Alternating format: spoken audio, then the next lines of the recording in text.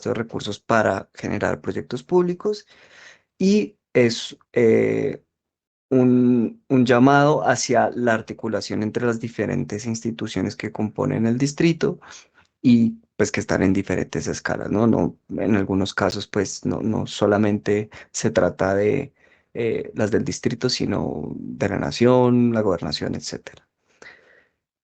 Esto es un poco lo que es la actuación estratégica. Entonces, para ubicarnos un poco en el territorio, Mm. eh, quisiera mostrarles un mapa. No sé si ahí todos estén viendo bien. Sí. Eh, Sí, señor. listo. Entonces, este gran polígono negro que ustedes ven acá, voy a apagar el negativo. Este gran polígono negro que ustedes ven acá es el ámbito que en el plan de ordenamiento territorial se definió como el ámbito de la actuación estratégica distrito aeroportuario de Fontibón.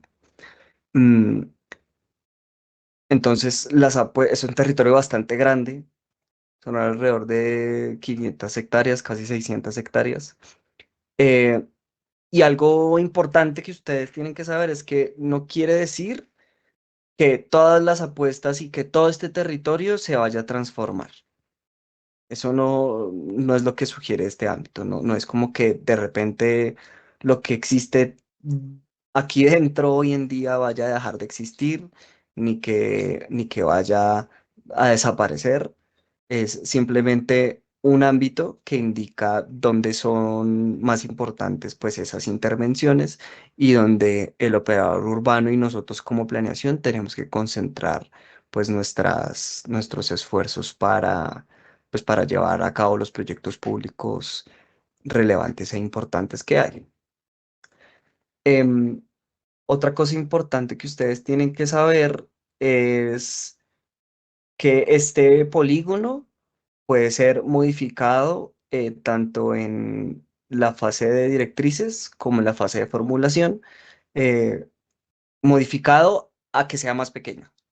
Nunca puede añadirse área nueva, digamos, esto no se puede añadir, ni nada de lo que esté por fuera se puede añadir.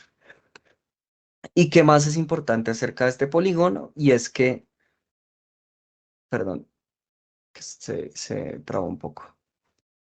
Ese polígono da una condición y es que tienen una limitante de desarrollo, eh, todos los, digamos, los proyectos inmobiliarios que se quisieran desarrollar dentro de este polígono tienen una limitante hasta que se adopte la actuación estratégica. Entonces, para poner ejemplo muy sencillo para hacerme entender en lo que quiero decir. Si hay un lote que quiere construir 5 pisos, en este momento la actuación estratégica lo limita a, por decir algo, 2. Pero cuando se adopte la actuación estratégica y salgan, digamos que las normas asociadas a cómo se puede hacer un desarrollo más óptimo de esta pieza urbana, ya se libera ese potencial adicional para que ese lote pueda alcanzar los 5 pisos. Es que es un poquito enredado, entonces si van teniendo preguntas, no hay lío si las van haciendo. Em, Eso es lo importante sobre la definición y la delimitación del polígono. Ahora, no sé si antes de seguir o de pasar específicamente a lo de los usos del suelo, que lo tenemos aquí, que son las áreas de actividad, eh, haya preguntas sobre lo de actuación estratégica o si José quieres ampliar algo sobre lo que se ha dicho hasta el momento. Por mi parte, nada, Juanpa. Yo creo que lo más importante va a ser escuchar las preguntas de los ciudadanos. Perfecto. Entonces, sí, adelante. Es que no estoy viendo si alguien habla, entonces interrúmpanme sin problema. Sí, es que para la cuestión de las preguntas yo diría que pues alcen la mano, con eso hacemos un orden para que no estemos todos y unos otros ahí cruzándonos.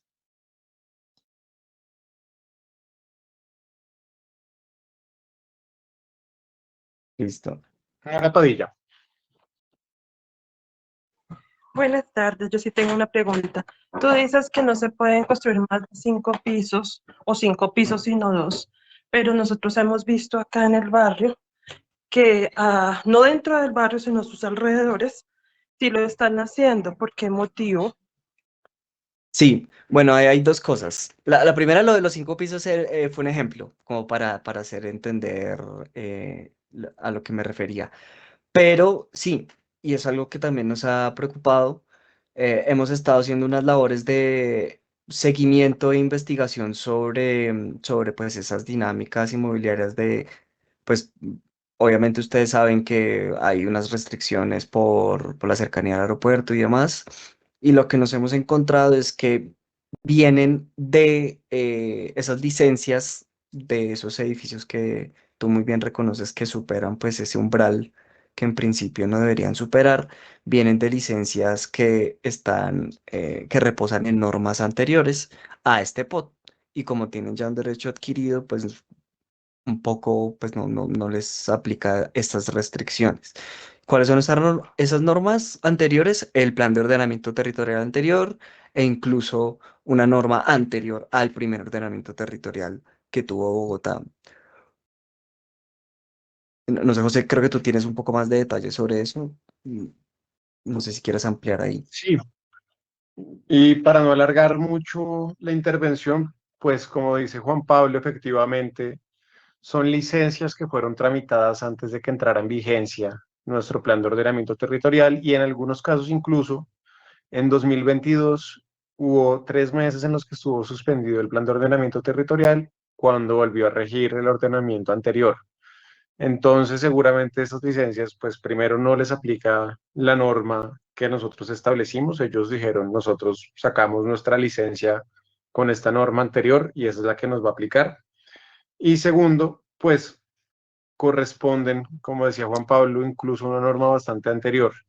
Antes, con el plan de ordenamiento de 2004, que era el decreto 190, teníamos un instrumento para hacer una planeación más detallada de las zonas. Ahorita ya lo estamos haciendo todo desde el plan de ordenamiento territorial, pero ese instrumento eran las UPZ, las unidades de planeamiento zonal, que para el caso del entorno del aeropuerto nunca fueron adoptadas. ¿Esto qué significó? Que la norma que existía no era ni siquiera ese plan de ordenamiento territorial, sino anterior. Y esto es ya directamente el Acuerdo 6 de 1990. Antes del Plan de Ordenamiento Territorial de 2021, nosotros teníamos una norma que para esta zona de la ciudad venía desde 1990. Y con esa norma es que seguramente muchas de las licencias que ustedes van a ver ahí fueron expedidas. Solamente como para tratar de aclarar un poquito ese tema de por qué lo pueden encontrar.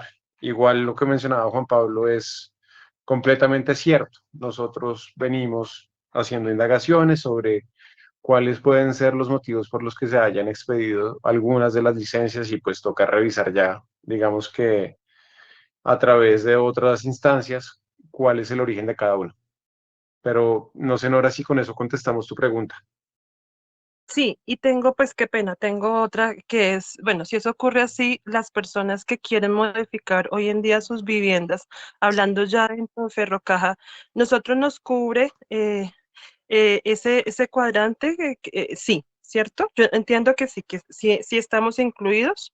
O sea, nosotros podemos construir hasta que dentro de nuestras viviendas son de 2 pisos, puede uno hacerlas de 3 o solamente deben quedarse o no se pueden modificar sus fachadas o estructuralmente nada. Por ahora, Listo, según lo que tú explicas. listo. Entonces, si quieren, miremos en detalle ya eso. Yo tengo este polígono rosado que ustedes ven acá. Es según Catastro de Bogotá, ellos definen unos sectores catastrales que es algo similar a los barrios, pero pues eso no siempre coincide con lo que ustedes reconocen como el barrio. Entonces lo puse acá para guiarnos y que pues ustedes nos señalen exactamente cuál es la zona de interés, ¿cierto? Entonces esto que aparece acá en rosado es lo que identifica Catastro como sector catastral Ferrocaja, ¿cierto? Em, es bastante amplio. Entonces, lo que está dentro del polígono rosado y el polígono, esta raya negra, es lo que quedaría dentro de la actuación estratégica. Todo lo demás está por fuera, en el caso de este sector catastral. Em, pero ahí sí recibiría más orientación de ustedes porque sé que ustedes lo reconocen. Eso siempre pasa, siempre Catastro tiene un área definida y ustedes lo reconocen desde diferente. Entonces, digamos que intuyo yo que estaríamos hablando de esta zona entre la futura Lo, bueno, el Humedal Capellanía, eh, la Avenida Fontibón, La Esperanza y la Avenida del Ferrocarril, que es esta de acá, ¿cierto? Sí, es correcto, esa sí es en nuestra parte del barrio. Exacto. Listo, entonces si vamos aquí al detalle, esto que estoy señalando acá, todo esto queda fuera de la actuación estratégica. Esto de aquí, estos conjuntos residenciales y estos de acá, este barrio por acá. Y esto de aquí sí estaría dentro de la actuación estratégica, incluido esta parte. Hay otra condición que es bien importante que ustedes conozcan en general y es estas rayas moradas. ¿Qué son estas rayas moradas? Esta área que voy a ampliar un poco hacia afuera para que vean. Esas rayas moradas se llaman la zona de influencia directa aeroportuaria. Eso lo define la nación, la aerocivil. ¿Y qué es lo que dice el aerocivil? Es que idealmente dentro de estas áreas idealmente no, hay un impacto directo de el aeropuerto por el sonido y la operación del aeropuerto sobre los usos residenciales, es decir, las viviendas que quedan dentro de estos polígonos, de este polígono morado dentro de las rayas. ¿Qué pasa en esas rayas?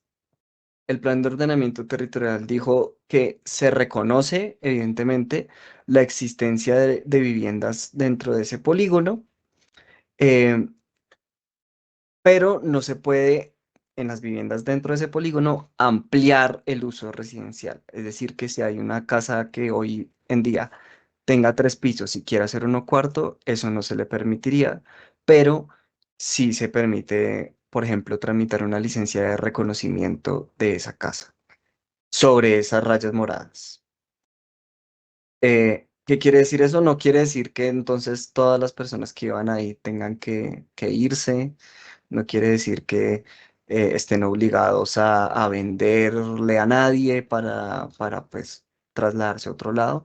Simplemente se reconoce que hay un impacto fuerte por la operación aeroportuaria, por el ruido que ustedes pues más que nadie lo conocen, eh, que hace vinculante o le obliga a la ciudad a limitar el desarrollo adicional de vivienda sobre ese polígono morado.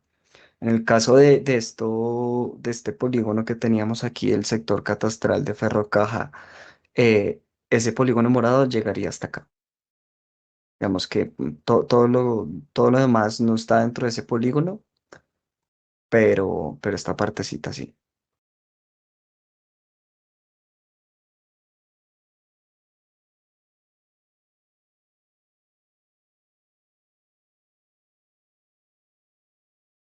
Ahora, sobre los usos, o bueno, no sé si hay alguna duda sobre este punto.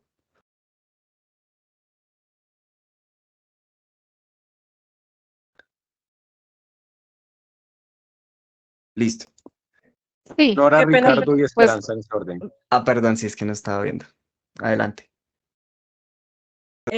O sea que nosotros, lo que tú ibas a decir del uso, o sea, nosotros quedamos residenciales o quedamos con uso mixto, según el polígono, estamos dentro de la rayita morada la negrita, no llegamos nunca a las fucsias, hacia la parte aeroportuaria, ¿sí? Entonces la pregunta mía es, ¿nosotros quedamos con uso mixto o no?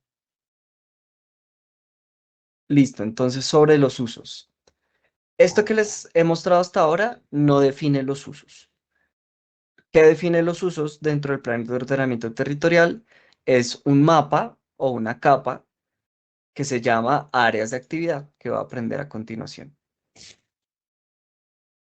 Estas son las áreas de actividad. Estas moradas, este como amarillo quemado y el naranja. ¿Y qué definen esas áreas de actividad? Esas áreas de actividad muestran, si ustedes consultan el plan de ordenamiento territorial, cada una de estas áreas de actividad tiene unos usos permitidos, restringidos y complementarios.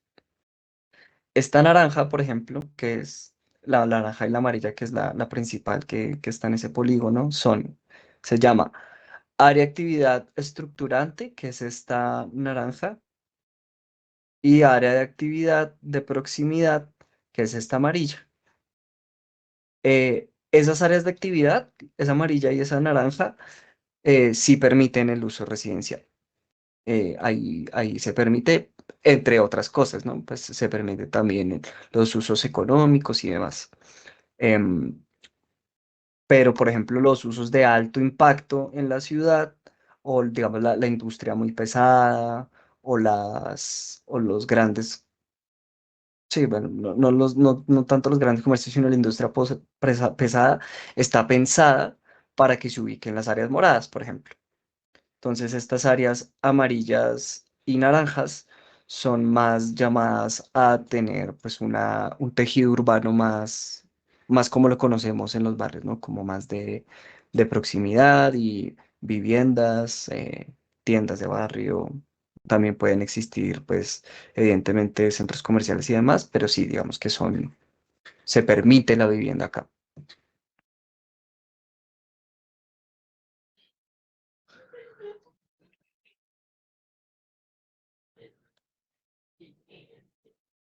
Va Ricardo. Yo aquí tengo una pregunta. Señor. Buenas tardes.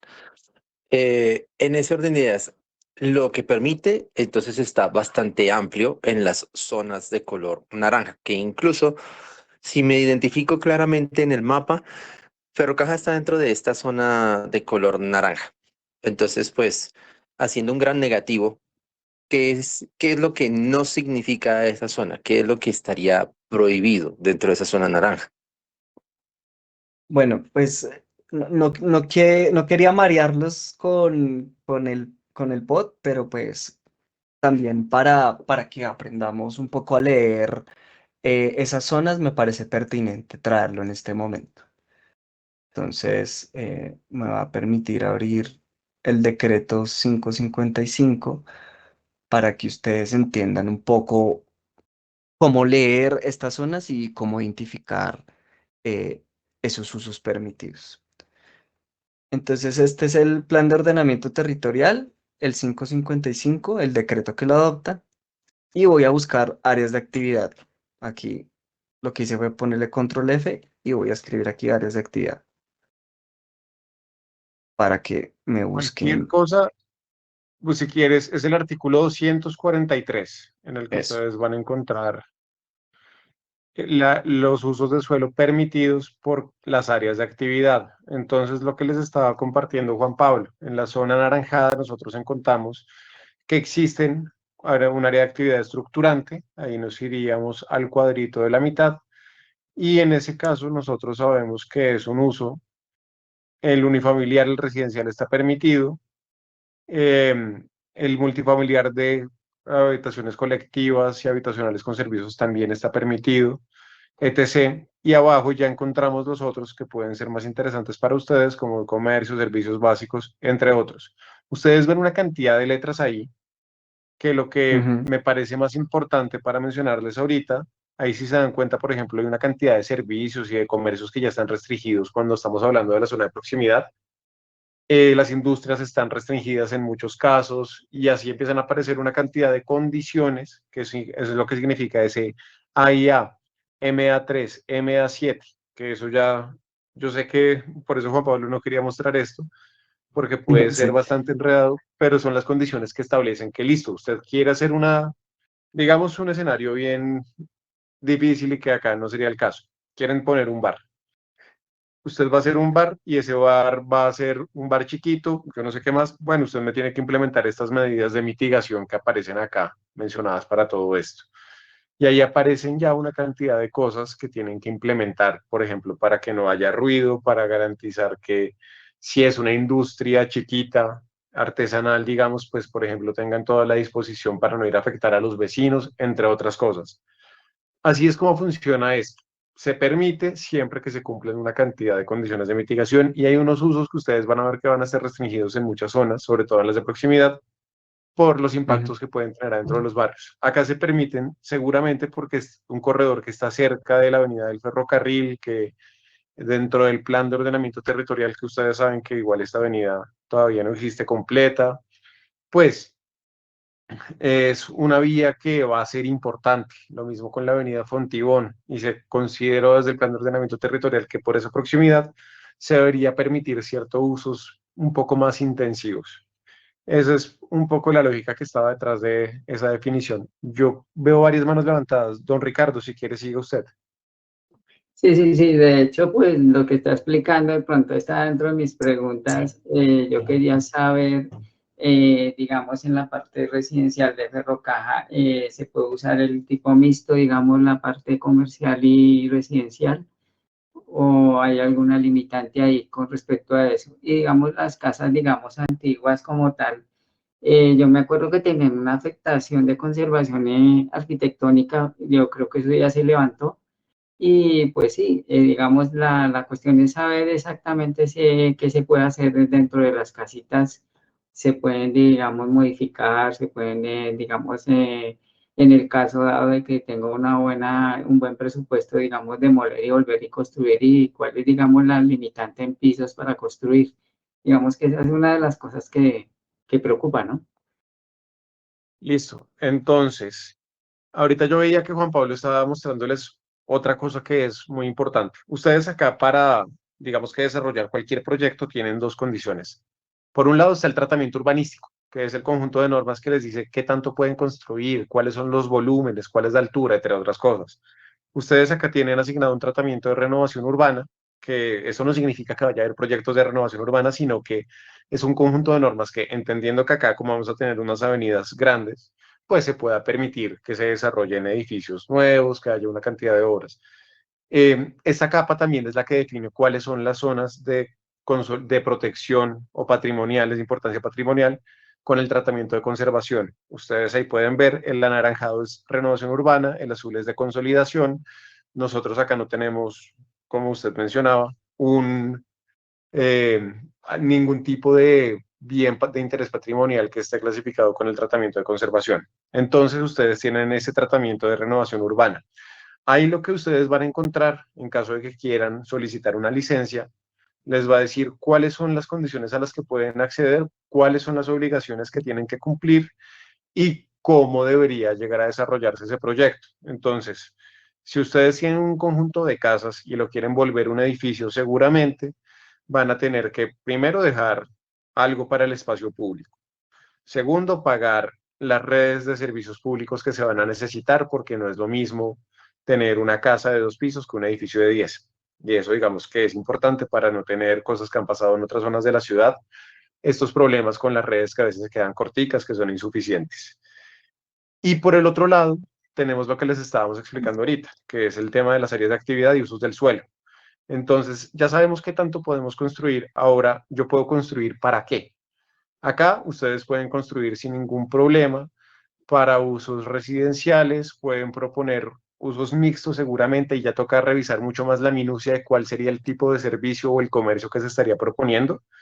Y en cualquier caso, ustedes van a tramitar esto ante una curaduría, allá les van a decir si es aplicable o no, pero eso ya digamos que yo no le puedo decir a su merced que acá puede construirnos un hotel, una bodega y encima tener unos apartamentos sin conocer el proyecto a detalle para entender si está cumpliendo esas medidas de mitigación de los usos, si está cumpliendo con el tratamiento urbanístico en términos de la altura, entre otras cosas.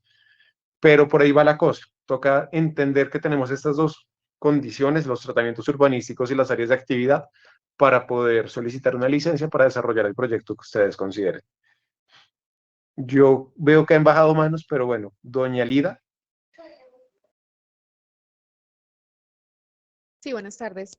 Bueno, es que quedé un poquito confundida porque inicialmente cuando me conecté decían que los que estaban dentro de cierta zona, dentro del negro y el rosado, podían construir solamente hasta el segundo piso. Yo creo que un Listo. ejemplo que estaba dando Juan Pablo, pero muy rápidamente. Nosotros acá tenemos una actuación estratégica y esto para no tratar de enredarlos mucho. Hagan de cuenta que ustedes tienen un lote de 100 metros cuadrados. Ustedes, a través de la definición de los tratamientos urbanísticos, cuando es renovación urbana o tratamiento de desarrollo, pueden llegar a construir lo que sea un índice de construcción. Entonces, cuando hablamos de renovación urbana, tenemos un índice básico de 1.3. ¿Qué significa eso? Si tengo un lote de 100 metros, puedo construir 130. Esto cuando ya uno empieza a mirar, listo, entonces me toca dejar un retroceso, me toca dejar para el andén, para el control ambiental, entre otras cosas, se termina convirtiendo en un proyecto de mínimo 2 pisos.